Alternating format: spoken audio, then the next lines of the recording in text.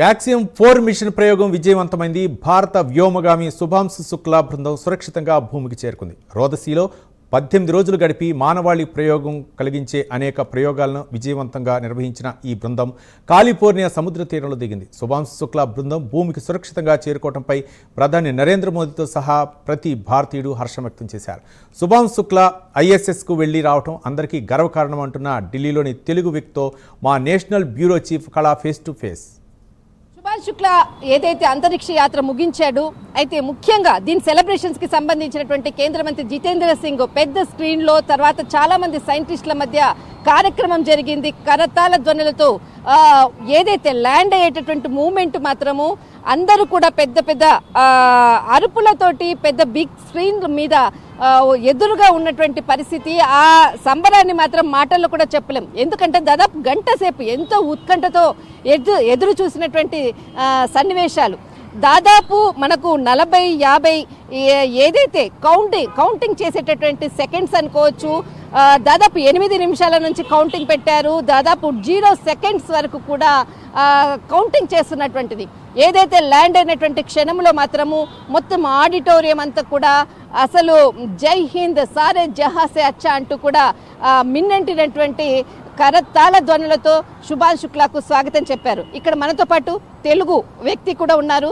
అతనితో అంటే ప్రస్తుతము ఢిల్లీలోనే ఉన్నారు. ఇప్పుడు ఈ సెలబ్రేషన్స్ లో కూడా ఆయన ఒపీనియన్ ఏంటో తెలుసుకునే ప్రయత్నం చేద్దాం. Sir good evening. Sir good evening అండి. ఇప్పుడు శుభాంశు శుక్లాకు సంబంధించినటువంటిది మీరు కూడా ఇక్కడే ఉంటుంటారు. అసలు ఏంటి సార్, ఎలా అనిపిస్తుంది ఇప్పుడు ఈ ఏదైతే ఇంత పెద్ద వ్యక్తిని? అంటే నమస్తే అండి అందరికీ. నా పేరు ఎంఎస్ రఘుతేజ. నేను ఢిల్లీలో ప్రస్తుతానికి ఉంటున్నాను. సో ఇప్పుడు శుభాంశు శుక్లా అనే వ్యక్తి ఏంటంటే అంతర్జాతీయ స్పేస్ స్టేషన్కి వెళ్ళి తిరిగి రావడం ఒక బృహత్తరమైన ఉత్సవంగా మనం అందరూ జరుపుకోవడం చాలా ఆనందకరమైన పరిస్థితి.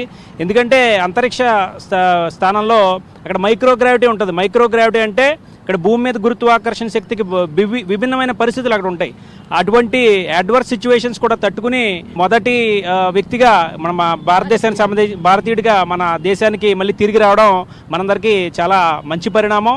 ఇంకా మన ఇస్రోకి సంబంధించి అనేక రకమైన రీసెర్చ్ యాక్టివిటీస్ కూడా పూర్తి స్థాయిలో జరుగుతున్నాయి.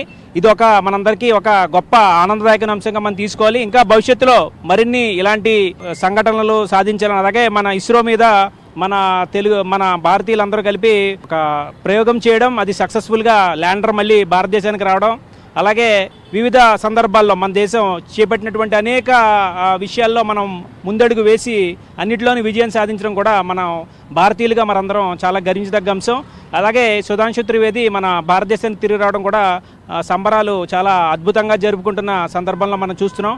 అటువంటి సందర్భంలో ఈ సుధాంశు శుక్లాకి నా పూర్తి స్థాయిలో అభినందనలు తెలియజేస్తున్నాను. అదేవిధంగా ఎటువంటి సంఘటనలు మరిన్ని జరగడానికి మన సుధాంశు శుక్లా కూడా ఒక ఇన్స్పిరేషన్గా, మన భారతీయులందరికీ ఒక ఇన్స్పిరేషన్గా నిలిచి భవిష్యత్తులో కూడా ఇలాంటి విభిన్నమైన స్పేస్ ఎక్స్పెరిమెంట్స్ ఏవైతే ఉన్నాయో అవన్నీ జరుగుతాయని ఆశిస్తున్నాను. ఇంకా ఇంటర్నేషనల్ స్పేస్ లాకి సంబంధించి అనేక విధమైన సమస్యలు మనం ఎదుర్కొంటూ వస్తున్నాం. ఎందుకంటే స్పేస్ డెబ్రిస్, అక్కడ ఉన్నటువంటి అనేక విధమైన ఉపయోగకరం కానిటువంటి చెత్త చెదారం అటువంటిని కూడా ఈ ఇంటర్నేషనల్ స్పేస్ స్టేషన్ బిల్డ్ చేయడానికి ఒక నిరోధకంగా మారింది. అటువంటి పరిస్థితుల్లో ఏదంటే భారతీయుడు ఒక రికార్డు కూడా సృష్టించాడు. ఎందుకనంటే శుభాంశు శుక్లా హెయిర్ కట్ చేసుకున్నటువంటిది తొలి వ్యక్తి. అంతరిక్ష ఏదైతే స్పేస్ సంబంధించిన దాంట్లో హెయిర్ కట్ చేసినటువంటి వ్యక్తి. అంతేకాకుండా ఇంత పెద్ద రికార్డు కూడా సృష్టించాడు. అది కూడా ఇంతవరకు కూడా ఎవరు అలాంటిది చేయలేదు. అదొకటి ఉంది. ఇంకొకటి ఏదైతే మనకు ప్రభుత్వం ఒక ఏదైతే అంతరిక్షకు ప్రయాణానికి అయ్యేటటువంటి ఖర్చు దాదాపు ఒక వ్యక్తికి 548 కోట్లు వెచ్చించింది దీని కొరకు. అంటే ఆయన ప్రయాణానికి అయ్యేటటువంటిది ఇది. ఇంతగానము గవర్నమెంట్ మాత్రం చాలా చాలా ఒక నమ్మకాన్ని పెట్టి అతని మీద ఇన్ని కోట్లు పెట్టింది. బట్ అంతే విజయంతో వచ్చారు. నిజంగా ముఖ్యంగా ఈ ప్రభుత్వం ఏంటంటే ఎటువంటి టాలెంట్ ఉన్నప్పటికీ కూడా వాళ్ళకి పూర్తి స్థాయిగా ప్రోత్సాహకాలు అందించడం, అవన్నీ మనం చూస్తున్నాం గత కొన్ని సందర్భాల్లో.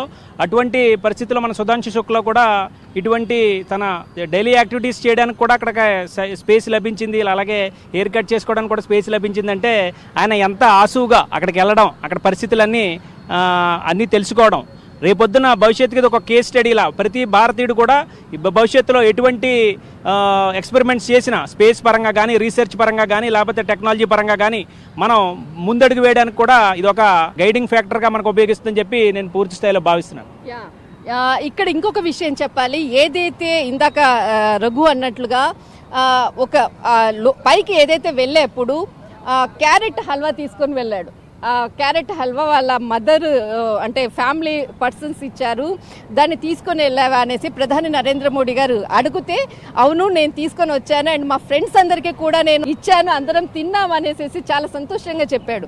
మరొకటి ఏదైతే అంటే ఎలా ఉంది పైనుంచి చూస్తే నీకు భారత్ అని అంటే ఒక మాట అన్నాడు, నాకు మొత్తం అంతా కూడా దేశాలు అన్ని కనపడుతుంది, ఎక్కడ కూడా హద్దులు కనపడట్లేదు, అంటే ఏదైతే బార్డర్ అనేది ఉంటుంది కదా ఏది కనపడట్లేదు, కానీ భారత్ మనకు సారే జహాసే అచ్చా ఎంతో అందంగా కనపడుతుంది అంటూ కూడా చాలా బ్యూటిఫుల్ వర్డ్స్ ప్రధాని నరేంద్ర మోడీతో కూడా ఏదైతే షేర్ చేసుకున్నటువంటి సిచ్యువేషన్. ఈ సందర్భంలో ఆయన చేసిన స్టేట్మెంట్ ప్రకారం ఒకటైతే విదితం ఏంటంటే మన యొక్క కీర్తి శిఖరాలు దేశాంతరాలు దాటి బార్డర్స్ కూడా లేకుండా విశ్వవ్యాప్తమైన దానికి ఇదొక ఉదాహరణగా మనం తీసుకోవచ్చు. ఆయన తన ఇంటికి సంబంధించి తన తల్లిగారు ఏదైతే ప్రేమపూర్వకంగా చేసి ఈ క్యారెట్ హల్వా ఇచ్చారో అది అందరికీ స్నేహితులతో పంచుకున్నారంటే మన యొక్క ఆలోచనలు ఏ విధంగా ఉన్నాయి. మనం ఒకళ్ళమే కాదు, మనం విశ్వధర్మ సంభావన అనే సిద్ధాంతంతో మన భారతదేశం ఎప్పుడు ముందడుగు వేస్తుంది.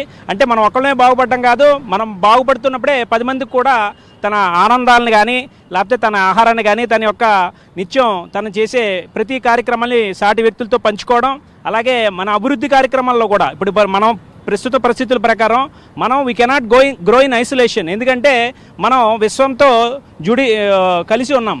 వివిధ సందర్భాల్లో మన ఇన్వెస్ట్మెంట్ పాలసీలు కావాలన్నా లేకపోతే స్పేస్ ఇన్వెస్ట్మెంట్ కావాలన్నా లేదంటే టెక్నాలజికల్ ఇన్వెస్ట్మెంట్ కావాలన్నా వేరే విధంగా మనం ఫారెన్ ప్లేయర్స్ ఎవరైతే ఉన్నారో అవన్నీ ఇన్వైట్ చేసి వాళ్ళతో సయోధ్యతో కుదిర్చి వాళ్ళతో పాటు ఇవన్నీ మనం చూస్తూ ఉన్నాం. ఎందుకంటే ఇస్రో కూడా వివిధ ప్రయోగాల్లో కూడా ఫారెన్ యాక్టర్స్ని ఎవరైతే ఇన్వైట్ చేశారో ఈవెన్ డిఫెన్స్ సంబంధించిన ఇన్వెస్ట్మెంట్స్ కూడా మనం ఆల్మోస్ట్ మోర్ దాన్ 60% పైన ఇన్వెస్ట్మెంట్స్ కూడా మన ఫారెన్ ప్లేయర్స్ ఇన్వెస్ట్ చేసి మన మోడర్నైజేషన్ ఆఫ్ వెపన్స్ ఇంకా వివిధ సందర్భాల్లో మనం డెవలప్మెంట్కి సంబంధించి విశ్వవ్యాప్తంగా మన యొక్క అవధులు అనేవి లేనటువంటి పరిస్థితి అని చెప్పి ఈ పరిస్థితి చూస్తే మనకు అర్థమవుతుందని చెప్పి తెలియజేస్తున్నాను. కానీ మొత్తం మీద మాత్రం ఈరోజు ఏదైతే శుభాన్ శుక్లా ల్యాండ్ కావడం అన్నది ఒక పెద్ద విజయము. భారత్ పేరు మాత్రము ప్రపంచవ్యాప్తం కీర్తి శిఖరాలకు చేరుకున్నటువంటిది. మరొకసారి స్పేస్లో మన భారత జాతీయ జెండా రెపరెపలాడింది. జై హింద్.